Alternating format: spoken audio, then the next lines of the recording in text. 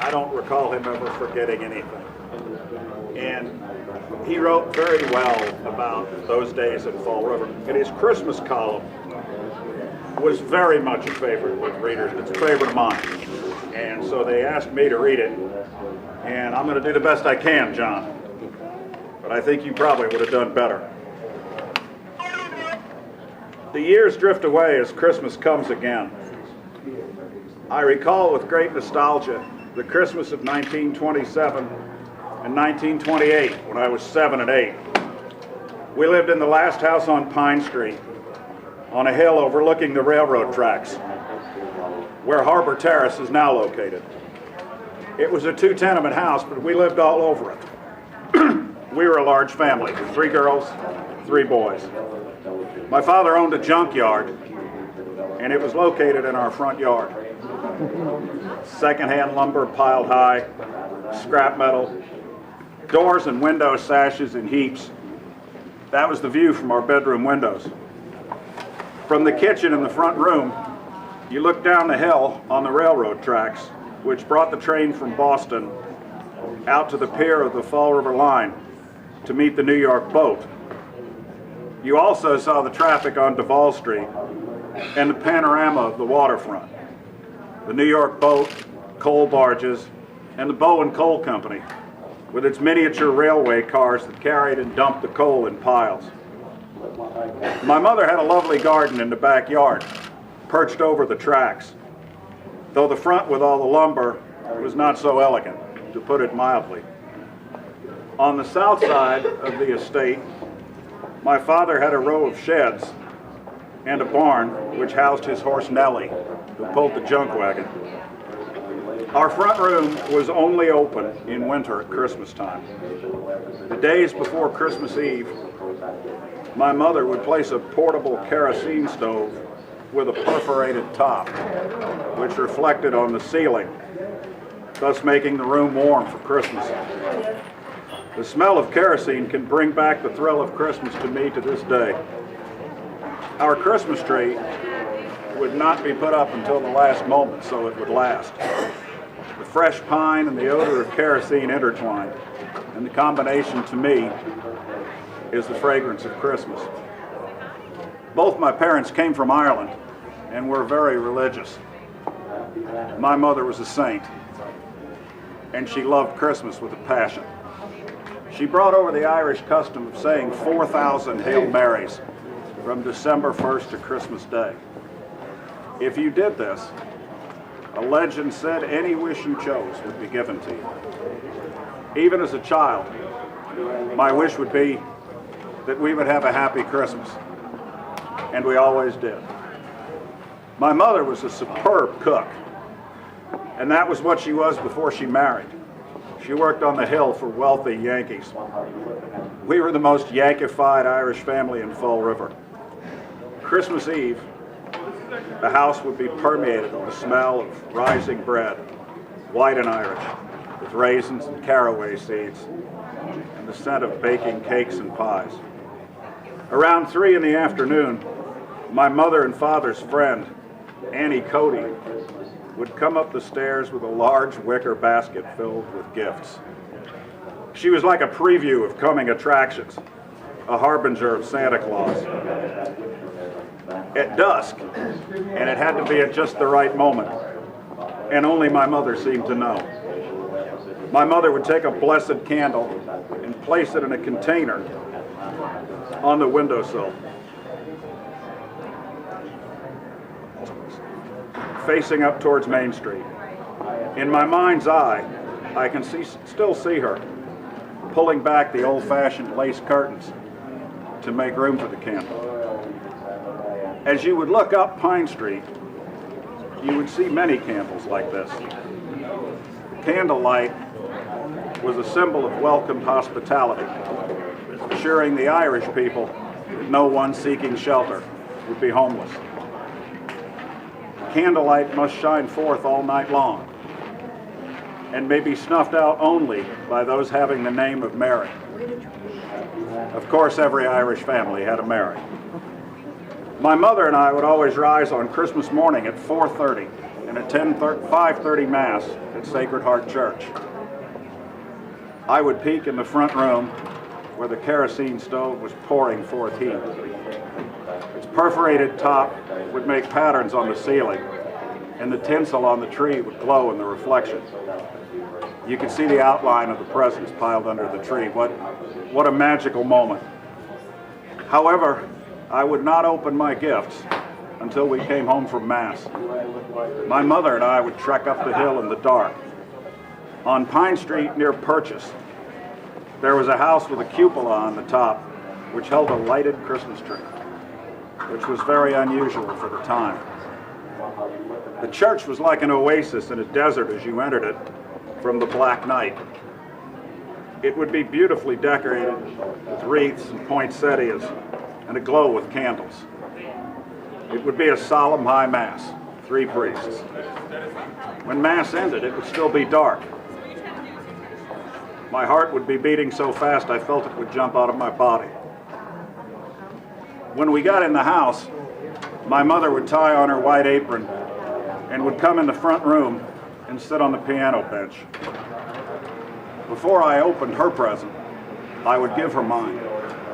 It was always the same, a green candy dish in the shape of a leaf, which I bought for 10 cents in the back of Woolworth's. I would clumsily wrap it myself in white tissue paper. My mother would ooh and ah. How did you ever think of it? It was just what I wanted. Right then I would decide I would give her the same thing next Christmas if the gift made her so happy.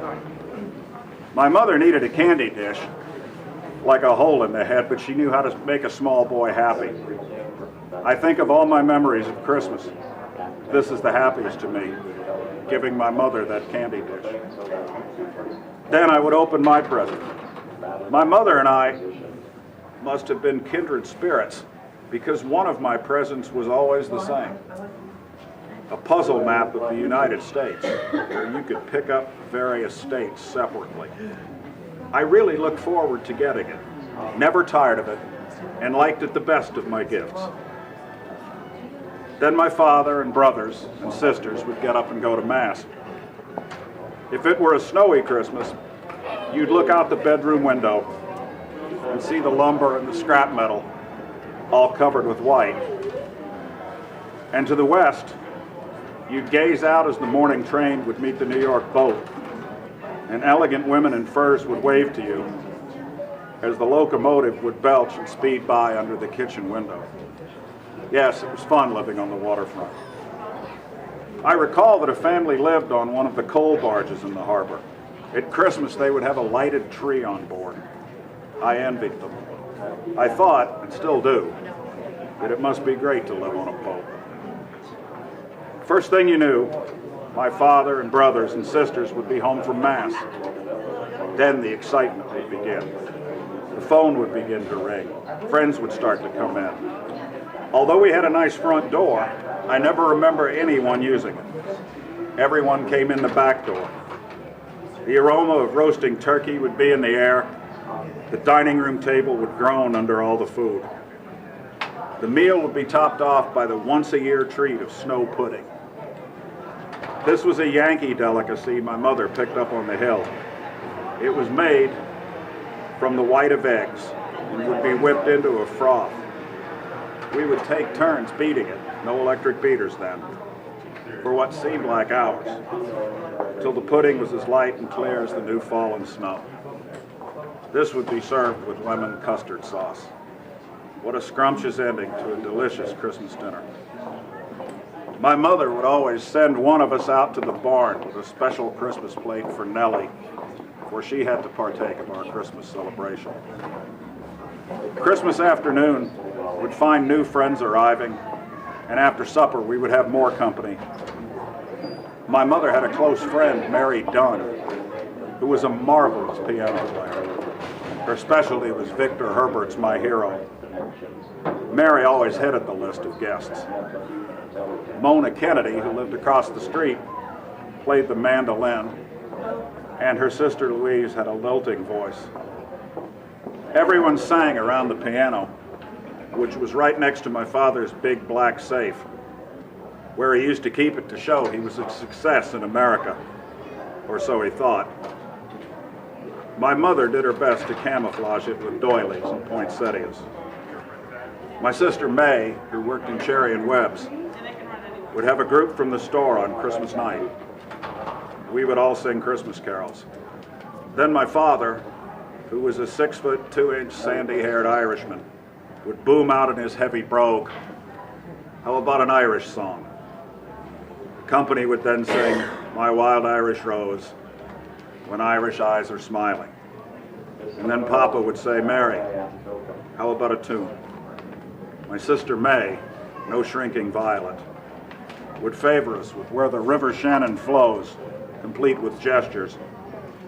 I think there was a rut in our parlor carpet where the fabled river weaved its way. That tumble-down shack in Athlone was the tearjerker of the evening. As the lyrics reached the lines, "Just to pillow my head on the old trundle bed, just to see my dear mother once more," the native-born Irish in the room would sob as they brushed the tears from their eyes. Then Mary Dunn would break into a popular song. The sheet music on the piano pops up before me. "How many times, Mary Lou, Sonny Boy, my melancholy baby, button up your overcoat, girl of my dreams, Ramona, and my blue heaven." The sing-song would be followed by a collation that included turkey sandwiches, coffee, jelly, homemade nut cake, Irish bread, and steaming hot cups of tea and coffee. Was there ever joy as wondrous as on these Christmas nights, when the company departed amid many Merry Christmases and happy banter? All the guests walked out into the night and up Pine Street to their various homes. Then you'd go to bed, well-fed and happy in the spirit of Christmas. How marvelous those Christmases were. This story has a poignant sequel. My mother, like all the old-time Irish, liked to plan her funeral. Partly out of common sense and partly out of Irish whimsy. When my mother would broach the subject, we would say, "Oh, Ma, we don't want to hear about that." Because she knew I was the foolish one in the family. She would confide in me. "I want 3 things when I die. I want a nice mahogany coffin." How any coffin can be nice is beyond me, but that's what she used to say. "And I'd like a bouquet of red roses at my head, and I don't want to be left alone for a minute." Those were the days of house wakes. My mother died on the morning of Christmas Eve, 1943. I was drafted in 1942 and sent to England in 1943. The first day I was there, I sent a Fall River florist money to send my mother a dozen roses for Christmas. She was brought back to the house that night, as it was wartime. And it was Christmas Eve and there were no flowers available that night. But 5 minutes later, my flowers arrived as my Christmas gift. So my mother had her roses and her wishes were granted. I have often thought, Christmas is so beautiful here on earth.